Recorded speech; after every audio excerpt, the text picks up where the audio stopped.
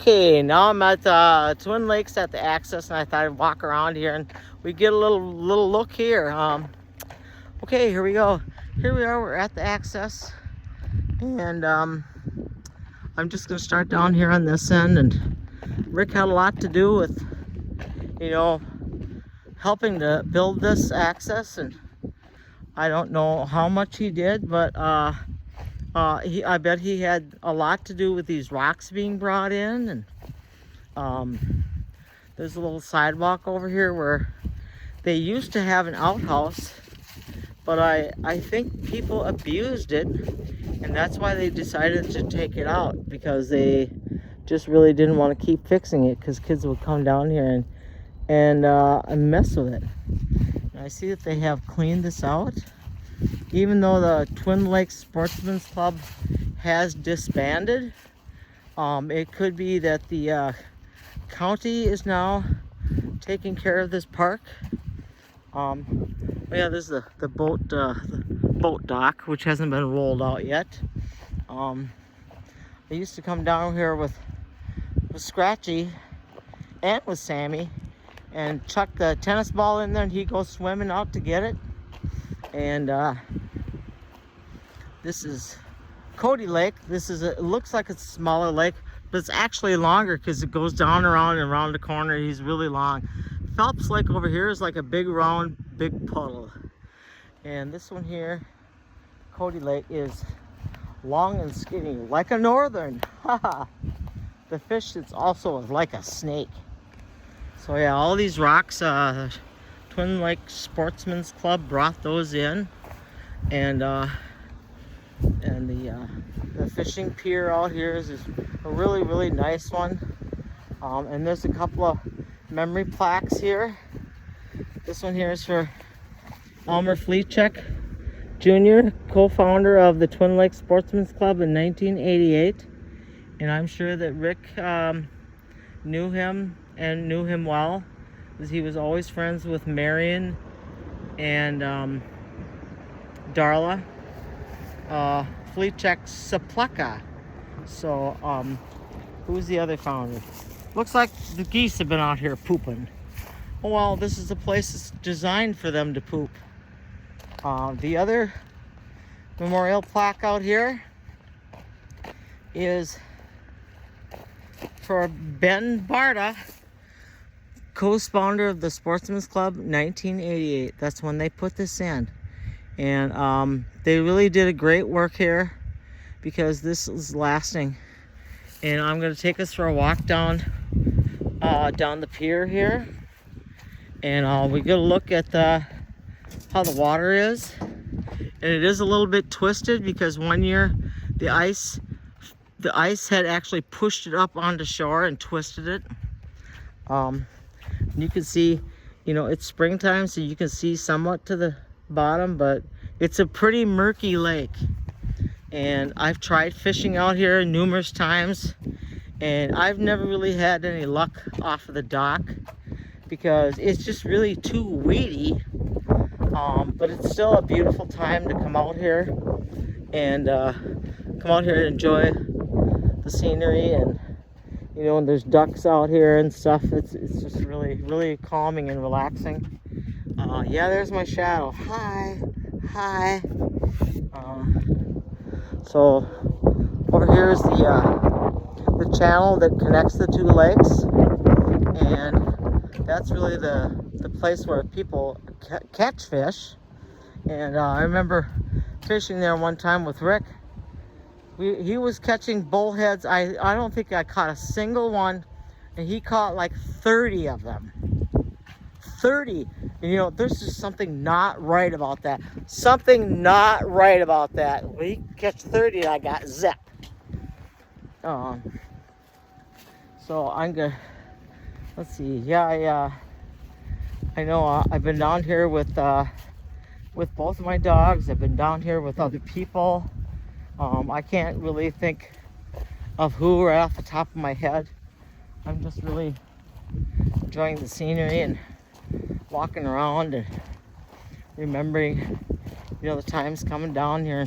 People come here and fish and stand down here in these rocks and they come down in here, and if I can go through here, I will. Yeah, it looks like I can. Yeah, and we drove the boat. We would drive the boat underneath here from one lake to the other lake, and you can walk down in here, and people come down here probably partying. Although I don't see any liquor bottles down here right now. That's kind of surprising. But it is so pristine right now. But it is, you know, early in the year. So this will have opened up. So here's the channel that connects the two lakes. And we come up over here, and there's like a little picnic area here. I'll walk over here after I walk up here on the bridge. So this is the place to go fishing, because this is where the fish are, is down there when you get, I don't know. He always says you got to be like 3 feet off the bottom, which I don't know how you could tell that, but that's where he would catch them, on that side or on this side. It didn't really matter. Either side would work. And hi, there's my shadow again right there. Hi. So this little area over here, people have picnicked over here, and there's like places to fish over here too. And it's all very relaxing, and just, you know, you get connected with nature again. And Rhoda and Leonard's house is right on the other side of the lake here. And when I get to the end of this little point, I'll be able to point it out. I can point it out from the point. Yes. Just really beautiful water out here today. So people come down here and fish from down here. You can tell there's like a kind of a little beaten path coming down here. Right? Okay. And I can remember this is where, over there is where Rhoda and Leonard's house is. And he rowed his rowboat. This is in November. He rowed his rowboat all the way over here. I don't know if it's in this area or back around that point, where these two guys, these two hunters, were drowning. And he saved those guys from drowning. And every year after that, they would send him a Christmas card, and I think they brought their kids to meet him too at one time or another. I don't remember exactly, but there was a lot of things that happened here. And Rhoda was here, and she saw all of it. I remember her saying, I think the cops told him, "You don't have a license on that rowboat." What? He just rowed all the way across that lake with a heart condition, which Rhoda did not want him to go, and he did it anyway. And then the cops said, "Oh, you don't have a license on your boat." What is that? You know what? They don't understand that there's a higher way to live than some of the laws. I mean, some laws are made to be broken when someone's life is in danger. So for them to even say that was just out of line. So yeah, he rode all that way, and I don't remember how old he was. Rick can probably remember or tell me how old he was. Let's see. So get up over here, and yeah, here's another like place. People walk around down here, and they try fishing here. Right now the wind is in the wrong direction. If you tried to cast out right here, it would just blow right back at your face. So that wouldn't really work too well. When not too long from now, you know, the pelicans come out here, and pelicans like 30, 40, just zooming around and in big flocks out here, just all over.